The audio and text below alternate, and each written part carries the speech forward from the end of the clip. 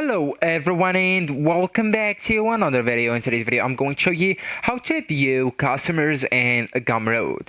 So actually guys, at first you will need to log in or to go to the gumroad.com at first and then just log in with your account, and afterward you will need to go and click on the dashboard button that's located at the top right corner of the website. So in your dashboard, you will need to go and click on the sales option from the left hand menu, and this will show a list of all your transactions.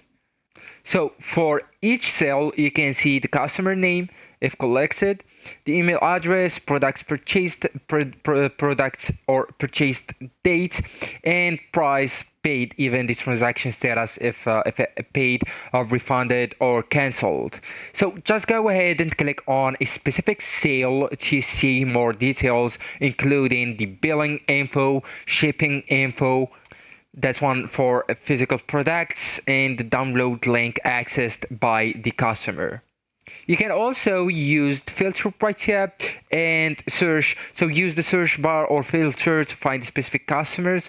Okay, so by products, by purchase dates, by refunded versus successful payments. So you will need just go with products first here, then the customers who have not post here, and after that you can go and filter it by if the customer paid more than $5 per example, less than $5 per example, and dates right here after and before from a specific country. Okay, or you can go with anywhere I advise you to do that.